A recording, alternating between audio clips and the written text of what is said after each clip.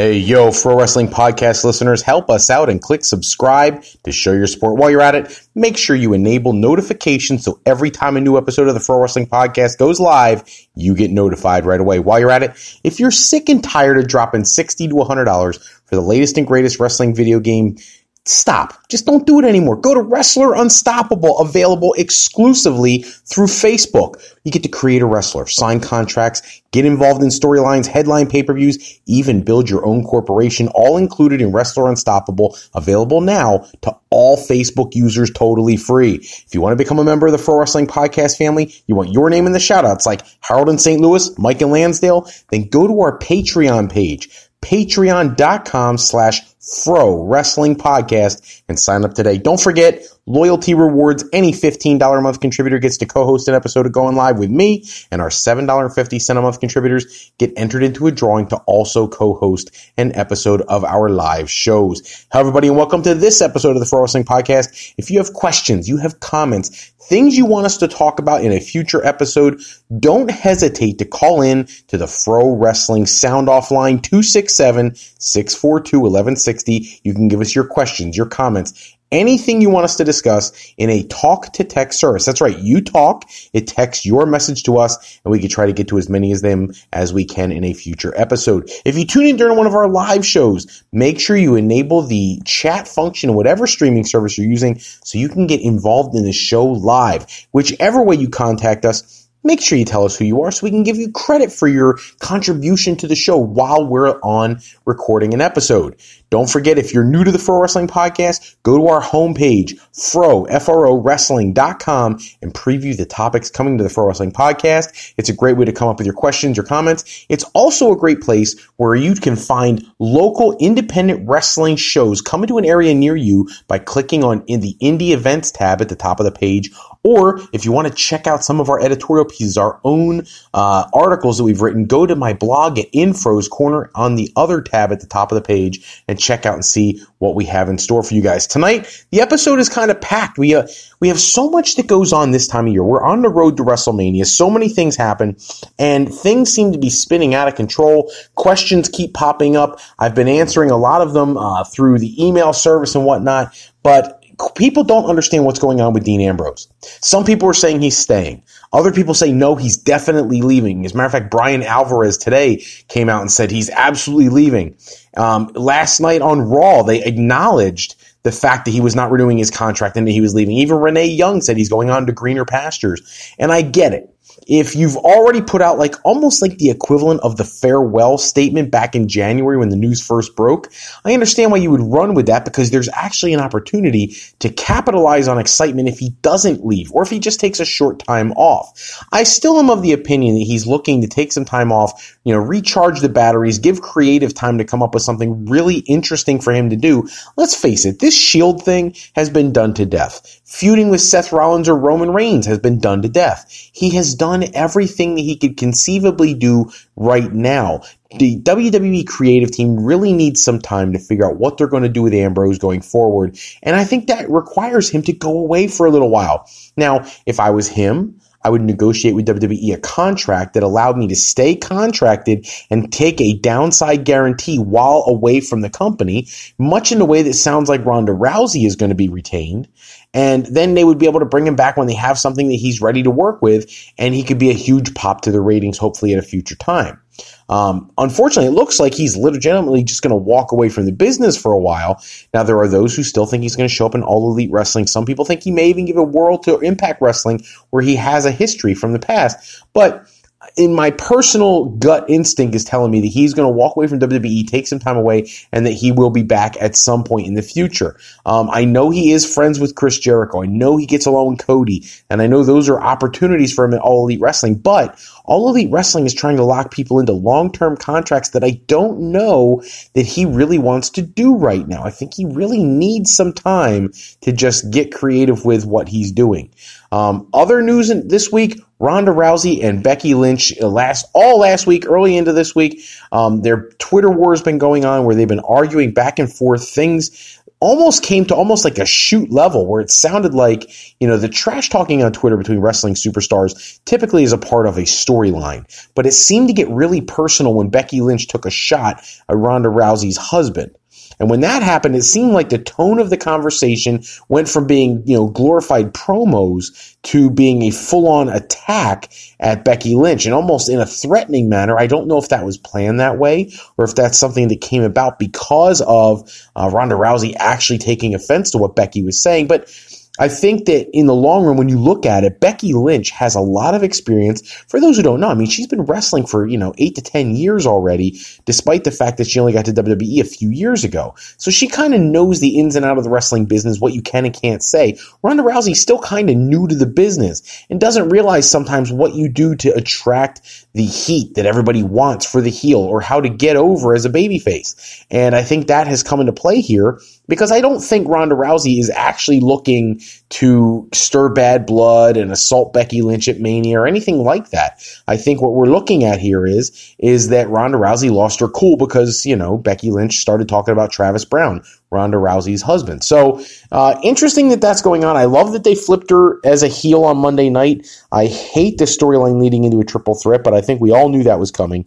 But at this point, what we really need to look at is what is Ronda Rousey doing after WrestleMania, because she is booked for Mania. She's booked for the Raw after Mania. She's under contract for quite a while afterwards, but the word on the street, Ryan Satin and Brian Alvarez both stating that it looks like she is indeed scheduled to leave WWE after the Raw following WrestleMania. Not that she'll be giving up her contract, but she won't be making an appearance. She wants to take some time away, potentially start a family. And, that's tough. The Bellas, Brie Bella, went away for a while, came back after having a baby. I know there was conversation about Maria Kanellis came back after having a child, and they were talking about some other talents. Maurice possibly coming back now. She's having another one. So you have to wonder what Ronda Rousey's mentality will be like after having a child, if indeed that is what she ends up going off and doing. So keeping our eyes on the Rousey situation. She's one of the biggest draws, no matter how many people. And look, I am located in the Philadelphia marketplace, the site of Raw last night. And I can tell you there were a lot of people online and in various outlets just bashing the heck out of Ronda Rousey. She's not talented. She can't use the mic. She doesn't know what she's doing. She's still so green. And I get all of that, but that's not what she was ever signed to be. She wasn't signed to be The Rock on the mic.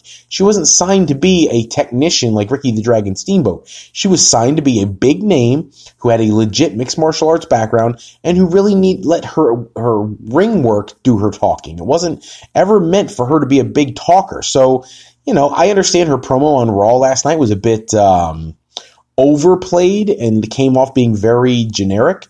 But at the same time, it did what it was supposed to do. It set her up to be a heel. I think at a later time, if she does not start the family, I think this plays really well for her to have that 4 horsewoman versus 4 horsewoman match, possibly at SummerSlam. If not, I would definitely expect them to think about doing it for the Survivor Series. I think it makes a lot of sense. Other news tidbits this week. Big plans for the match at Fastlane were announced last night. The reunified Shield versus Baron Corbin and Drew McIntyre and Bobby Lashley. I don't really understand what's going on with this. The three of them originally were attacking Braun Strowman back in October, November, and then they separated. Lashley became IC champion. Corbin went off on his own thing, losing the general manager job. All these things that keep happening.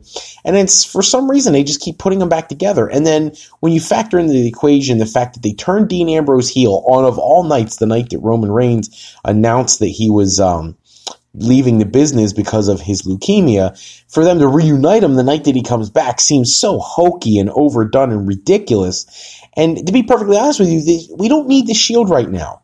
Roman Reigns, in a weird way, was kind of getting over organically because of the leukemia. He doesn't need the Shield. Seth Rollins is the man who's going to slay the beast. He doesn't need the Shield. And Dean Ambrose is leaving the company. Why would you put effort into Dean Ambrose when he's leaving? I'm not trying to trash talk Dean Ambrose. I think he's an incredible talent, but it doesn't make a lot of sense. But now we're going to have this 6-man tag team match at Fastlane. It really does nothing for me. I don't know about you guys, but I feel like this type of match has been done to death. Yeah, I'm sure the The Shield will probably come out on top. There's actually plans for them to have some matches after WrestleMania leading right up to when Ambrose is supposed to leave. So I know plans can always change, but I suspect Ambrose, stays with the group all the way up until his departure. But I just don't see why this match is being promoted so heavily. It really feels like bad booking. Everybody figured out last week that the Hardy Boys, Matt Hardy, returned to SmackDown, reunited with his brother Jeff, and people have been asking questions like, what's going on with the contracts? The Hardy Boys had an option for another year on their contract with WWE, and, Matt Hardy had gone online and made reference to the fact that he only had like 11, 12 days left on his contract. Well, WWE exercised the additional year on their contracts, and the rumor is they may actually have signed extensions for their contracts, keeping them with WWE for the foreseeable future, which I think is a good thing. Let's face it, Jeff Hardy, great singles wrestler, not going to be world champion ever again. Giving him a secondary title really doesn't do anything. At this point, the Hardys have done pretty much everything they're going to do in the independent, wrestling as singles. Matt Hardy never really got over as a world champion contender to begin with. Their ECW championship really doesn't count. It's really nothing. The Impact Wrestling Championship that he held, that's cool, but WWE will never acknowledge it anyway, so that doesn't really factor into the equation very much. So then you look at the Hardys and say, well, what are they going forward? And what they are is a tag team looking to prove that they're the greatest tag team in the history of the business, and I'm okay with that. I'm not saying I necessarily agree that they're the best tag team in history, but I like that that's an angle you could play. I saw on Twitter today, Big E was out there talking about how he and Xavier Woods would like to wrestle the Hardy Boys at WrestleMania if Kofi Kingston gets his match for the WWE Championship at WrestleMania. I think that would be a great idea. He said he would love to see all three of them standing in the ring at the end of the night celebrating with all three championship belts. I would love that. I've said that on previous episodes. I think it would be perfect for the New Day. It's a little bit different layer for the New Day, and I would turn them heel in the process so they can protect those championships a lot like, the Horsemen did back in the 80s. I think that's something that wrestling in general, I shouldn't just say WWE, but wrestling in general kind of has lost, is the way that teams can protect the championships, get themselves disqualified, schmaz endings, run-ins to generate real heat. And then your baby faces that come in and defeat those guys are over even more. I think it's a lost art form. WWE creative has no idea how to make that happen anymore. And let's face it, a big part of that is back in the 80s, the bookers were former wrestling talents. They understood the business. Now, if you go to WWE's corporate website and see what the job description is for a writer, you got to have soap opera experience and writing for television network programs and all this. That has nothing to do with understanding the nuances of professional wrestling. So, a little weird for me. There's some other rumored names for the Hall of Fame. Torrie Wilson announced this week. It's rumored that Brutus the Barber Beefcake is going to be going in. I've already heard that Taz might be going in. The Hart Foundation possibly. We're waiting to hear who each one of these inductees is. We know D-Generation X is going in as the headliner, which is fine. My concern is, and this is something that's kind of driving me nuts, people want to debate the merits of different people going in. For example, the Honky Tonk Man going in. The guy is the longest running Intercontinental Champion in history. I know that's been said to death, but it's the truth. And not only was he the longest running Intercontinental Champion, he was a great heel. People genuinely hated the Honky Tonk Man because he was so arrogant and didn't seem like he was the best technician, which I will tell you, if you ask anybody at a convention who ever wrestled the Honky Tonk Man, they will tell you quite differently. They'll tell you he was a fantastic performer, had great skills, and if you look at his matches, he knew how to work a crowd. I think the Honky Tonk Man is absolutely deserving of being in. I actually saw a video, an interview with him earlier this week where he was talking about Macho Man Randy Savage and how a lot of people don't realize that everybody gives him so much attention for being the longest reigning Intercontinental Champion, but he held the title only a matter of days longer than Randy Savage's Intercontinental title reign. And that in a lot of ways, Randy Savage, because of the way he defended the belt, whether he was heel or not, was a much more technically sound, in-ring, skilled method of wrestling, whereas the Honky Tonk Man was that scared heel who would get himself disqualified, hit people with guitars, protected by Jimmy Hart's megaphone or the Hart Foundation and things like that, and that he actually thinks that the Macho Man is the greatest Intercontinental Champion of all time. It's funny because in the same interview, he makes fun of Ricky the Dragon Steamboat for being upset for having to drop the title to him. But whatever, to each his own. But I think Honky Tonk Man is absolutely qualified to be in the Hall of Fame. Now, the one that I'm having a tough time with, and don't get me wrong, I'm not going to jump on the bandwagon bashing Torrie Wilson. I think she, at some point, would probably get in because, and people have to understand this, you cannot compare Tori Wilson to the golden age of wrestling with people like the Fabulous Moolah or Wendy Richter. They're not comparable. Back then, the for lack of better terms, the sex appeal was not the same as it was during Tori Wilson's run. Likewise, now in 2019, you have a lot of female talents that really can wrestle. I mean, they got legitimate, like I said it earlier, like Ricky Steamboat quality skill. And that is also not comparable.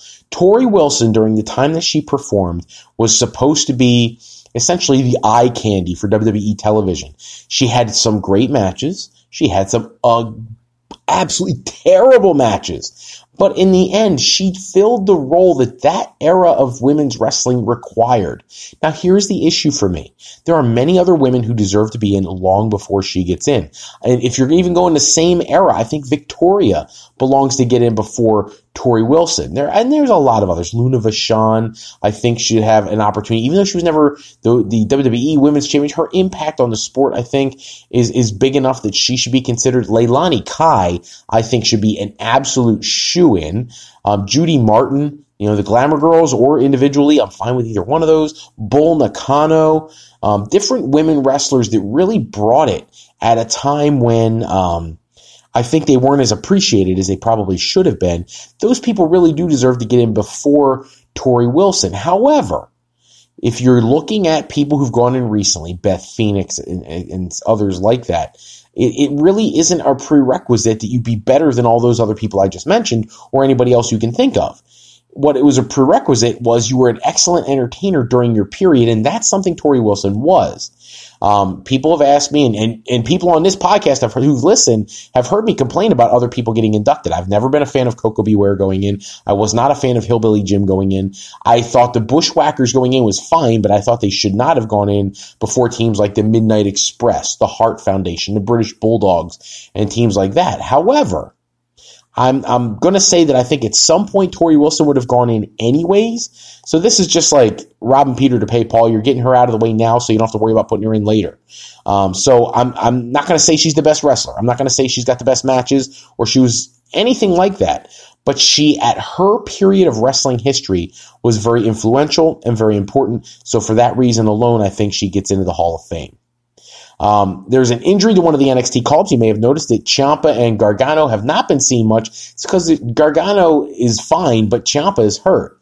And it's really weird that they have like their own feud going on in NXT. Ciampa's been pulled from all the NXT house shows, all the Raw and SmackDown shows. They really need to keep him on the up and up, heading into NXT TakeOver before WrestleMania, where I expect he and Gargano are going to tear the house down and match of the year quality match. So they don't want to take any chances with him being rushed to call up just so he can get hurt. It's kind of scary that he got hurt anyways. WWE's dealing with a lot of this injury bug lately, and it's really a shame because some of their best stars are just unable to compete on television. It's something they really need. When you got to resort to Batista being a main draw for you on the Ric Flair birthday edition, I understand that was planned long ahead, but that's not the point. The point is, you shouldn't have to rely on these part-time or once-in-a-lifetime stars coming back to be the bones of your program, and that's really what we've got right now. You've got a returning Roman Reigns, so you're playing off of his leukemia angle for a big pop.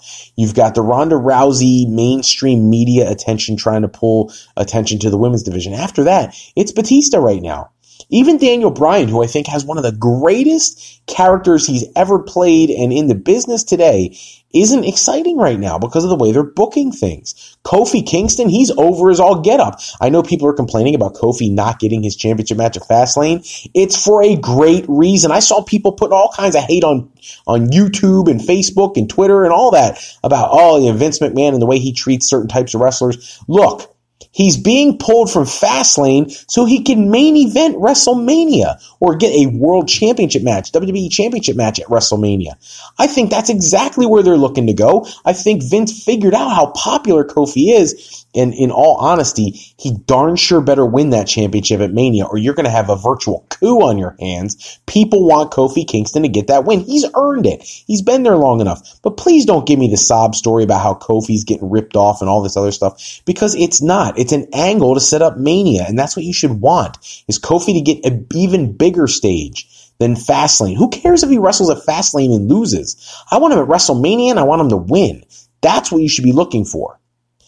Somebody we got to keep looking for is somebody who's been missing in action. Alicia Fox, not backstage for Raw the last 2 weeks. And the word is she's the reason Arn Anderson was let go. And it's because she showed up intoxicated to Raw the 1 week. And Arn Anderson, or I'm sorry, not at Raw, at a house show. And Arn Anderson had suspected she was intoxicated, but allowed her to perform anyways, which Vince McMahon considered to be like the last straw. Like, you can't tolerate this kind of stuff. And that was what led to Arn Anderson getting fired. Now, Alicia Fox has gone on Twitter and makes it sound like she doesn't care at all. She said, give no Fox given or something like that. She really seems to not care. Now, if she's looking to get out of her contract and go somewhere else because she doesn't like the booking of her character, so be it. Go for it.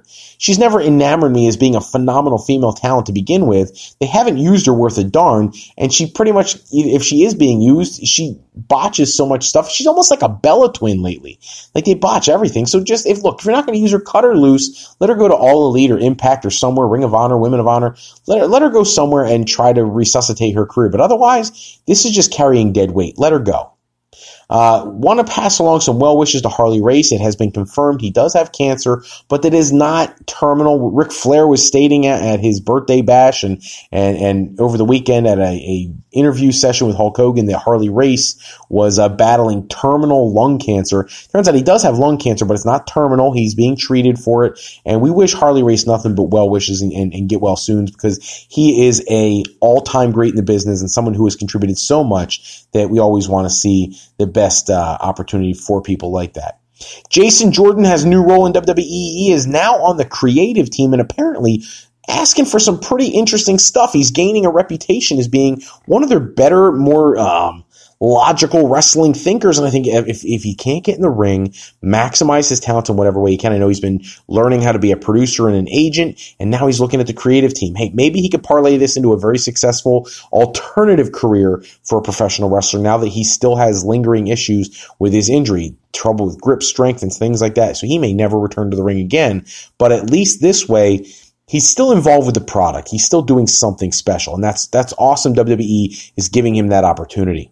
Somebody who's not getting a WWE opportunity anytime soon is Ty Dillinger, but he is taking independent bookings. He's going by the name Sean Spears, and he already is booked to face Moose in his first match. He is doing a great job of already setting himself up on the independent scene to really garner some attention, and I hope it turns into something bigger for him.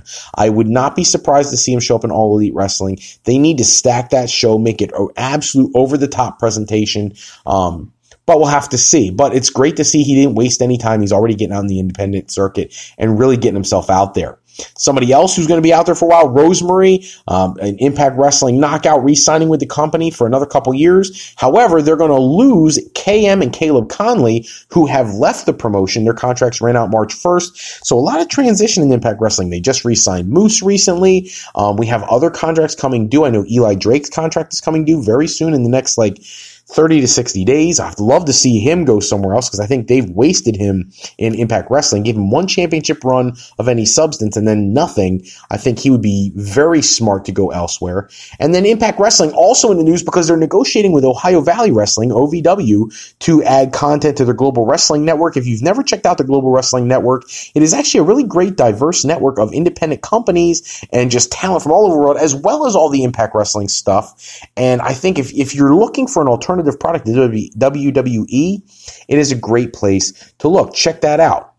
New Japan announced that the G1 Climax, the first night of the Climax tournament, will be live from Dallas, and you'll be able to see that on Access Television. Impact Wrestling, New Japan Pro Wrestling, really doing a great job of bringing their presence to North America and making it meaningful. This is the biggest tournament of the year for New Japan Pro Wrestling. The G1 Climax leads to a main event match at Wrestle Kingdom, and I can't wait to see what they do to make this Dallas debut for the G1 Climax Night 1 very special. Dana Warrior in the news this week. She has joined WWE's creative team. She apparently has some writing experience. She's done this before. Some kind of, I don't want to say soap opera writing, but she claims to have writing experience in dramatic presentation form. So it'll be curious to see what she does. She's supposed to come on board and help with the women's side of creative because they lost their head writer only a couple weeks ago. So we'll have to see where she goes from there. And then other news for the week, New Japan Pro Wrestling star Hiromu Takahashi hurt his neck horribly bad last year, Best of the Super Juniors tournament. He's going to be returning from injury very soon. Thankfully, he's okay. But in the end, very scary. If you go back and watch the match, you see that when he goes against Dragon Lee, takes a bump on the head that you almost thought he broke his neck instantaneously. Could have been paralyzed. That's how bad the bump looked. But he is going to be coming back to the ring, and it should be sooner rather than later. Dean Ambrose, just a sidebar about him, he does have all of his references removed with the exception of an April 22nd six-man match that I mentioned earlier. He's been removed from all the dates post-WrestleMania, so it looks like WWE is moving away from him. So if that supports the idea that he is not going to re-sign, his booking announcements seem to indicate that may be the case. Other news of the week, Madison Rayne left Ring of Honor, requested a release, was granted the release, then returned to Impact Wrestling in the same week, and even showed up at a taping for one of their one-night-only shows where she was wrestling. And, for Madison Rayne, I was really hoping she'd go to WWE just once. A legitimate run with WWE. Of the three members of the Beautiful People, she was one of the ones I thought had real legit wrestling skill. I'm not knocking the others. I'm just saying I think she had the best in-ring skill, and I'd love to see what she could do in a WWE ring. She has history with Mickie James. You put her against Mickie James, you could have a solid match there and give them both something of substance to do. And who knows, maybe WWE fans connect with her. We'll have to wait and see if that ever comes to fruition. But right now, back with Impact Wrestling. Bray Wyatt in the news this past week. Cage Side Seats was giving him a hard time about his cryptic tweets all the time and how he might be on his way out. And he was just lashing out, firing back at Cage Side Seat, calling him out. And I love it because Bray Wyatt, obviously there's a reason they're keeping him off television. It's kind of shocking that they bring Kevin Owens back, but not Bray Wyatt. Maybe they just don't know what to do with him. We'll have to wait and see how that plays out. I think there's a feud with Daniel Bryan on the horizon at some point. Makes a lot of sense, but definitely calling out Cage Side Seats, which I find humorous because they're just reporting the news the best way they can, and for some reason he took such offense to it. And of course, as many of you have heard today, the sad news of the passing of 61-year-old former WWE WrestleMania main eventer at WrestleMania 2, King Kong Bundy. Incredibly pleasant, nice guy. I mean, you can't ask for a better human being. I know on TV, these guys portray these like bigger than life bad guys, but the reality is King Kong Bundy as an individual was a great guy. He was a nice guy. He was one of the good ones. And even now, he was scheduled to be at a convention WrestleMania weekend, another convention a few weeks later in New Jersey. I mean, he was still trying to get out and see the fans, and that's a beautiful thing after all these years. And to hear of his passing, it's just sad. I saw memes all over Facebook, YouTube, Twitter, and all that stuff about, the Heenan family. All the members of the Heenan family are gone for the most part, and that's sad. These are the people that I grew up as a child watching. Bundy, I'll never forget. One of my favorite matches, one that's really underappreciated. King Kong Bundy against Fritz von Erich. Fritz von Erich's last singles match for the World Class American Championship. Great match. Fritz wins, and Bundy had hair, which is really weird. Go back and check that out if you can. It's actually, you can see references to it in that Triumph and Tragedy of the World Class Championship Wrestling special WWE did a few years ago. But really sad. Sad to see someone like Bundy go. It's sad to see any of them go, but I guess that's just the way nature does it. This one, 61 seems like it's so old, but it's not. It's certainly not. Average life expectancy is much longer than that. Sad to see Bundy go. And I was actually looking forward. I was going to try to make it to that convention in April to see him in New Jersey, and I am not, unfortunately, going to be able to have that opportunity. So well wishes to the Bundy family, all the people who are mourning with such a great loss, and, Godspeed. He's in a better place. That's all the time we have for this episode. Check back with us next episode. We'll run down all the latest wrestling news and rumors. Special thanks, as always, goes out to bensound.com and purpleplanet.com. They produce all the music and sound effects that we use in our shows. Today's podcast is sponsored in part by Beazle Games. Bringing a new friend to family game night is easy with sketchy people. Showcase your artistic side in this new game from Beazle Games by going to frowrestling.com and clicking the icon in the middle of the screen to pick up your copy today. And to alleyrepair.com. Contact Alley Repair for servicing of all your classic skee ball, pinball, and arcade game needs. If you're looking for your next career move, you're considering college, university life, or you just need some formal training for your next career decision, go to our sister website at frolifeplanning.com for all your higher education needs, as Fro Life Educational Planning is for today, for tomorrow, and for life with Fro Life. I'm Fred Froelich, better known as Mr. Fro. I want to thank you for taking a moment with us tonight. We'll see you on Saturday night for our next live episode. Take care, everybody. Have a great night.